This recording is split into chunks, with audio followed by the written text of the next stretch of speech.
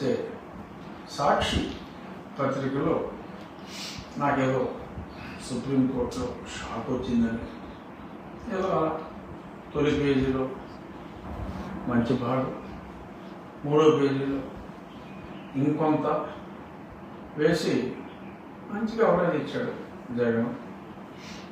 ఒక గమనిక, ఇది నేను డిప్యూటీ స్పీకర్ హోదాలో మాట్లాడతా పాత రఘురామకృష్ణరాజు గానే మాట్లాడుతున్నా. ఏ జగన్మోహన్ రెడ్డి చేత నేను హింసించబడ్డాను, ఆ హింసకు గురి కాబడ్డ రఘురామకృష్ణరాజు గానే మాట్లాడుతున్నా. ఇక్కడ నేను డిప్యూటీ స్పీకర్గా మాట్లాడటం లేదు. అప్పట్లో జగన్మోహన్ రెడ్డి ముఖ్యమంత్రిగా విచ్చలవిడిగా వ్యవహరిస్తున్న రోజుల్లో అతడికి నాకు కొన్ని పాలసీల మీద డిఫరెన్స్ వచ్చిన తొలినాళ్లలో అప్పట్లో అతని పార్టీలో ఉండి తర్వాత ఇంకేదో పార్టీలోకి వెళ్ళి ఎంపికైన ఒక జానుబాహుడి నేతృత్వంలో కంప్లైంట్ ఇప్పించాడు.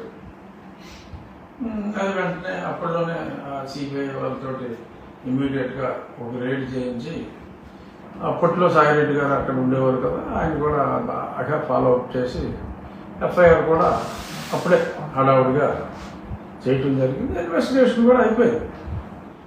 బట్ వేరే బంచ్ ఆఫ్ ఎవరెవరో ఇటువంటి ఎమర్జెన్సీగా నోటీసులు ఇవ్వకుండా ఇలా ఎఫ్ఐఆర్లు చేస్తే కొద్దిమంది సుప్రీంకోర్టులో ఉంటే వాళ్ళతో పాటు నా కేసు కూడా ట్యాగ్ అయింది. ఆ ట్యాగ్ అయిన కేసులో 3 సంవత్సరాల తర్వాత దాన్ని నిన్న అన్ని కేసులతో పాటు నాది ఒక్క కేసే కాదు, ఈ సాక్షుడు నా కేసే రాశాడు ఒక కంపెనీ, కేసు పేరు ఓకే ఫైన్.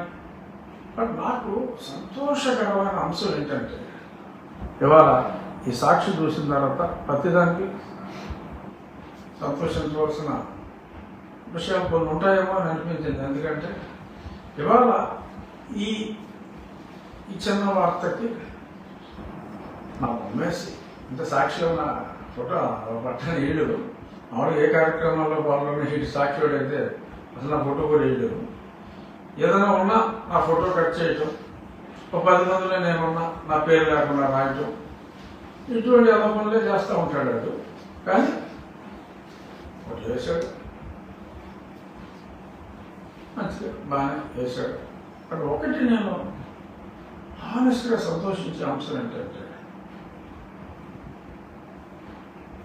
అతడి పతనానికి కారణం నేనే అని భలే కన్ఫర్మ్ చేశాడు. ఎందుకంటే ఒక చిన్న మ్యాటర్, ఒక 15-20 మ్యాటర్లతో కలగలిపిన ఒక మ్యాటర్, ఒక కామన్ జడ్జిమెంట్లో నా బొమ్మ వేసి తొలి పేజీలో వేసి లోపల పేజీలో మళ్ళీ వేసి అంత స్పేస్ నాకు ఇచ్చేసాను కదా. ఏమంటున్నారు బాబు నీకు నా మీద? ఏదైనా నీ పతనానికి కారణం నేనే అని చెప్పి యావత్ తెలుగు జాతికి ప్రూవ్ చేసినందుకు డెఫినెట్గా సంతోషం. జగన్మోహన్ రెడ్డి ఏకవచనంలో మాట్లాడుతున్నా. ఎందుకంటే డిప్యూటీ స్పీకర్గా అయితే మా ఎమ్మెల్యే జగన్మోహన్ రెడ్డి గారనే నేను ఎప్పుడు సంబోధించాను. బట్ ఇప్పుడు నేను డిప్యూటీ స్పీకర్గా మాట్లాడతలేదు కాబట్టి పేరుతో సంబోధించవలసిన అవసరం ఉంది. అందుచేత నేను ఇలా, ఎందుకంటే ఎవరికి ఎంత గౌరవం ఇవ్వాలో అంతే గౌరవం ఇవ్వాలి. ఒక డిప్యూటీ స్పీకర్గా ఎమ్మెల్యే గారికి నేను గౌరవిస్తాను. బట్ ఒక రఘురామకృష్ణరాజుగా మీరు చేసిన దానికి బట్ ఎక్నాలెడ్జ్ చేయవలసిన చోట ఎక్నాలెడ్జ్ చేయాలి. కాబట్టి ఎస్, నిన్ను పడగొట్టింది నేనే అని యావత్ తెలుగు ప్రజలకి తెలియజేసినందుకు మరొకసారి ధన్యవాదాలు సాక్షి యాజమాన్యానికి. ఇక ఈరోజు చెప్పాలనుకున్నది సరే, అప్పుడు ఏమైనా కూడా, ఎందుకంటే నన్ను అభిమానించే వాళ్ళు జగన్ అభిమానించే వాళ్ళు కన్నా చాలా ఎక్కువగా ఉన్నారు కనుక చెప్పాలి. ఎందుకంటే ఇదేదో చూసి అదేదో షాక్ ఇచ్చేసింది అనుకుంటారేమో. అది ఎప్పుడో ఇచ్చాడు జగన్మోహన్ రెడ్డి కంప్లైంట్, అప్పుడే ఇన్వెస్టిగేషన్ అంతా కూడా అయిపోయింది. ఈలోపు వేరే బెంచ్లో ఛార్జ్షీట్ ఫైల్ చేయకుండా ఆగింది. వేరే దాంట్లో ఈలోపే ఛార్జ్షీట్ ఫైల్ అయింది ఉంది, దీని మీద ఛార్జ్షీట్ ఫైల్ అవుతుంది. ఏదో 900 కోట్లు అని రాశాడు, ఈ బేవకూపాడు. ఆ కంపెనీకి తీసుకున్న లోన్ అది 4 సంవత్సరాలు ఫ్యాక్టరీ కట్టాము, మొత్తం 3.5 కోట్లు పర్ మెగావాట్ ఫ్యాక్టరీ కట్టాము. ఆ ఫ్యాక్టరీ 4 సంవత్సరాల పాటు రన్ అయింది. ఆ తర్వాత పేమెంట్స్ రాకపోతే ఆ 4 సంవత్సరాల్లో మోర్ దాన్ 50% డెట్ క్లియర్ అయిపోయింది. ఆ మిగిలిన డెట్ 300 కోట్లు ఎంత ఉండి ఉండొచ్చు, 300 ఆర్డు. అది అప్పుడు నాకు ఎలక్ట్రిసిటీ బోర్డు కన్నా రావాల్సింది ఎక్కువ ఉంది.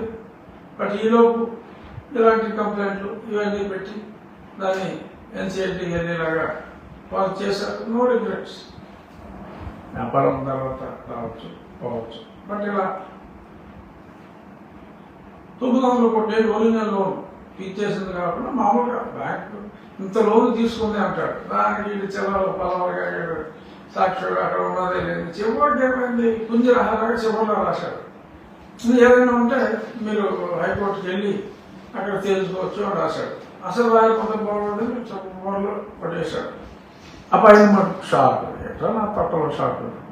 ఏముంది అందులో, నువ్వు పెట్టించో కేసులో అదే వాళ్ళతో నడిచింది, ఎంక్వైరీ అయిపోయింది, ఛార్జ్షీట్ ఫైల్ చేస్తారు. ఇప్పుడు ఫర్దర్ ఎంక్వైరీ చేయడానికి ఏం లేదు. సరే, ఈలోపు ఈ పివి సునీల్ కుమార్ ఉన్నాడు కదా, క్యారెక్టర్ ఆర్టిస్ట్, బురదొబ్బినాడు. బురదొబ్బినాడు ఎయిమని ఒక ఎయిమ్లెస్ ఆర్గనైజేషన్ పెట్టుకుని నిన్న సాయంత్రం వాళ్ళందరికీ చెప్పాడు. ఏంటి